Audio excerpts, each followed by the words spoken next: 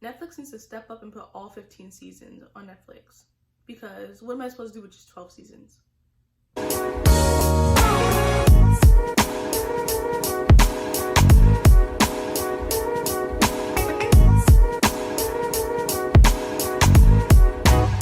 What's up guys, it's Faith Victoria. Welcome back to my channel. Today's video is going to be a Netflix suggestions video part 2. This is going to be a part 2 to my other Netflix suggestions video, which I made like 3 months ago, I think. So you guys blew that up so much, I decided to make a part 2. And in this video, it's going to be TV shows and movies that are on Netflix, but they aren't Netflix originals. Before we get into today's video, don't forget to like and subscribe. Also, don't forget to turn on the post notification bell to get notified every time that I upload. And without further ado, let's get into the video. Okay guys, so I have my MacBook here and I have my list of TV shows and a couple movies on here. The first 3 TV shows are like all about the supernatural stuff. And the first one is The Vampire Diaries. It has all 8 seasons on Netflix. The Vampire Diaries takes place in Mystic Falls, Virginia, where the teenager Elena Gilbert, whose parents just died in a car crash, meets Stefan Salvatore, who is like a 162-year-old vampire. And basically they just get to know each other, and she finds out he's a vampire and they fall in love. But Damon Salvatore, who is Stefan Salvatore's brother, comes back to town with a plan to bring back Catherine Pierce, which is Stefan and Damon's long lost love, who is a vampire that looks exactly like Elena. Crazy, right? So Damon comes back to town, basically still like harboring over a grudge because Stefan made him become a vampire. And eventually he like comes to love Elena as well, just like Stefan, and this creates like this crazy love triangle. But ultimately both guys want to like protect her from like everyone that's like coming after Elena and all that. So okay, so my favorite character from The Vampire Diaries is Bonnie. Like, I just love her. Like, you know, like if you've seen the show, you know, like, and she deserves better. If you know, you know. Also, let me know down in the comments down below if you're Team Stefan or Team Damon. I'm Team Damon. All the way. I give this series a 10 out of 10. I really love it. The next show is The Originals, which is a spin-off of The Vampire Diaries. All 5 seasons of The Originals are on Netflix. So The Originals takes place in New Orleans, where the Michelson family, which is the original family of vampires, which is, I think in the first season, it's mainly Klaus, who's a hybrid, so he's half vampire, half werewolf. Elijah and Rebecca, they're just regular vampires, but they're all the original family. And they come back to New Orleans, the city that they built, to reclaim it as their own, because they had to like leave because they're being hunted by their father. So in their absence, Marcellus, or Marcel, he took over the quarter, and he's like the king of the city or whatever, or king of the quarter. He took over what once was Michelson's, and so now Klaus is coming back to reclaim that, while also trying to protect his unborn child and the mother of his child from threats that are popping up against them and the Michelson family. I give it a 10 out of 10. The next show is Legacies, and there are 2 seasons on Netflix right now, and the 3rd season, I believe, should be coming on Netflix sometime soon. I'm not sure. But it basically follows Hope Michelson, who is the daughter of Klaus Michelson, and Haley. So Hope is 17 years old, and she attends the Salvatore School for the Young and Gifted, which everyone in Mystic Falls thinks is like just like a preppy boarding school, but in actuality, it's a boarding school for supernatural kids. So the school was created by Caroline and Alaric, basically because their own kids, well, technically they're Alaric's kids, technically Caroline's, technically not Caroline's, but they're Caroline's kids. Anyway, if you know, you know. I'm saying this a lot, but like if you know, you know. You just have to watch to find out. It's very, very complicated. You just have to like if I could explain it to you as much as I wanted to, but like you wouldn't really understand it unless you just watch. So watch. So basically the school is just there to help the kids control their powers and whatnot. And so basically just follows the kids, some of which who are descendants from people that were in the originals and the Vampire Diaries, but just the supernatural kids just fighting all these evil like creatures and whatnot. But I give season 1, I give 10 out of 10. It's gone a little bit downhill, just a little bit, you know, but yeah, season 1 I give it a 10 out of 10, but like overall maybe like a 7 or 8 out of 10.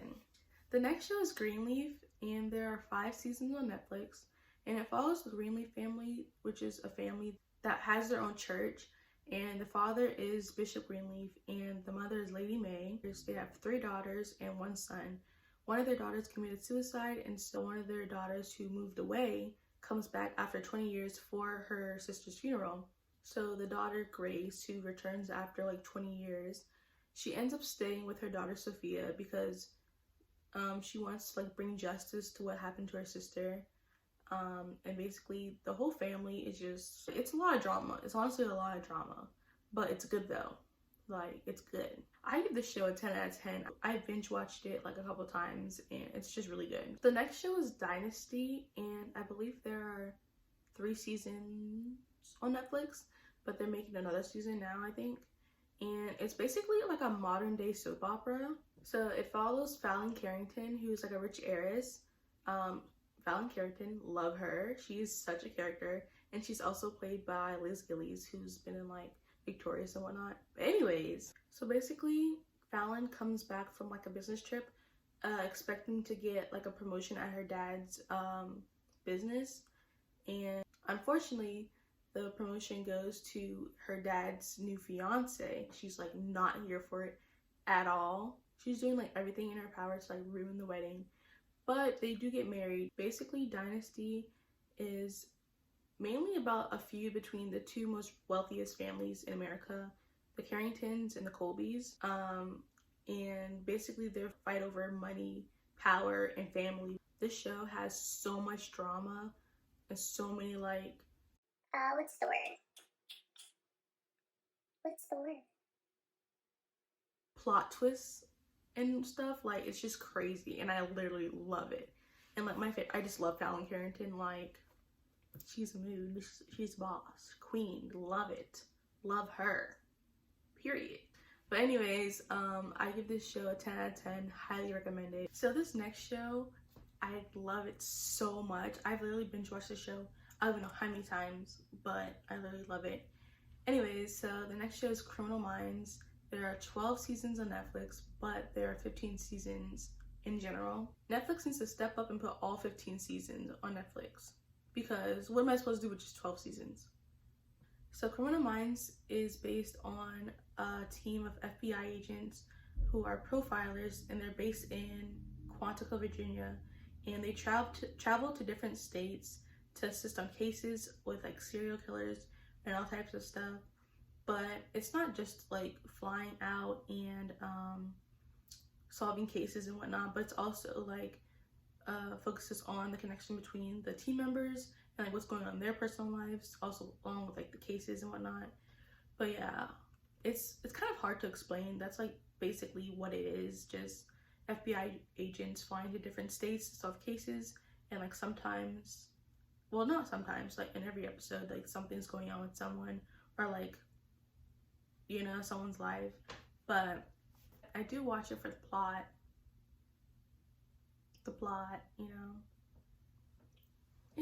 just, I mean, who wouldn't?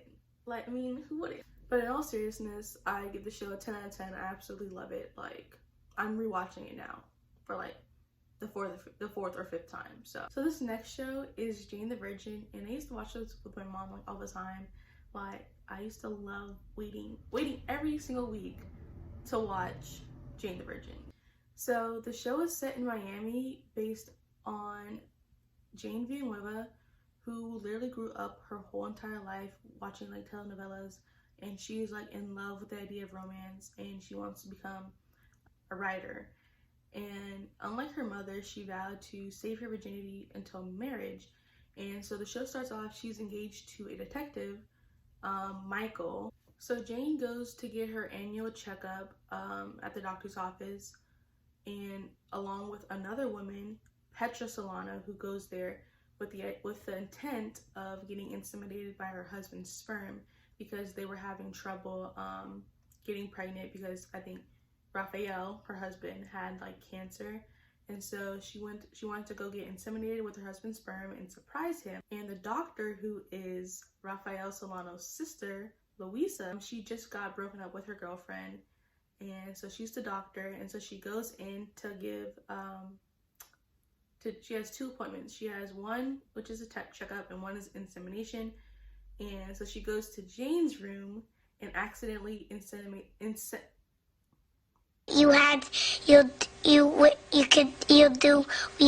goes to Jane's room and inseminates her with Raphael's sperm on accident, and he goes to Petra's room and goes for like a regular checkup. So from that, Jane gets pregnant and is carrying Raphael's baby, and they actually have met before. So basically they're just juggling like being able to co-parent while having these different relationships and whatnot. And it's just so much drama. I can't even explain to you like how much drama. Like, if you love drama, watch this show. Like, I literally love this show so much. Like, oh my god. Speaking of which, I need to rewatch this actually. But yeah, I give the show 10 out of 10. So the last show is All American, and there are 3 seasons on Netflix. The 3rd season just came out during the summer, so not too long ago.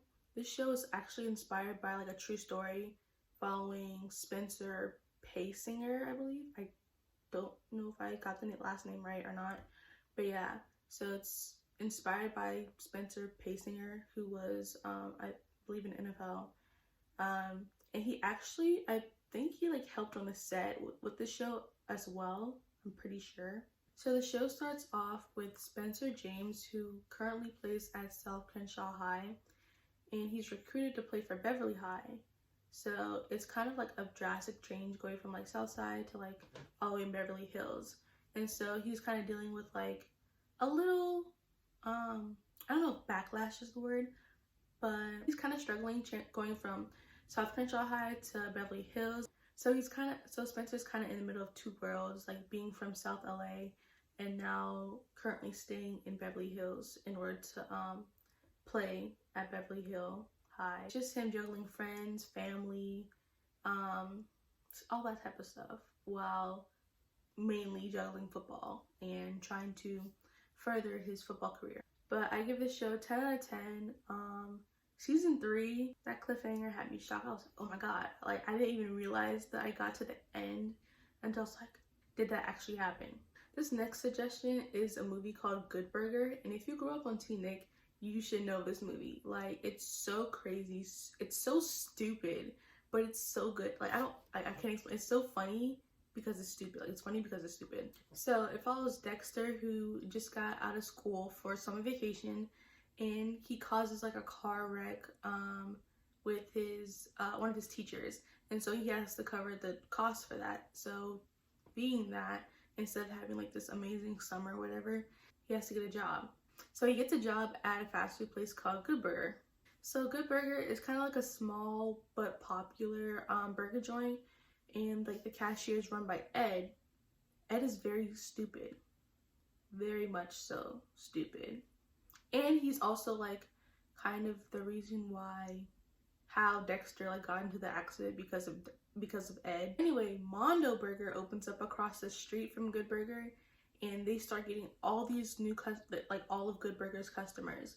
And so basically the employees at Good Burger have to you know, come together and think of like new ideas of how to keep Good Burger open. And so Ed comes up with the secret sauce, and the people from Mondo Burger try to like steal it. It's a very funny movie. I really love it. It's so funny, it's so stupid, it'll guarantee to make you laugh. So I give it a 10 out of 10. So this last suggestion is a movie called Legally Blonde.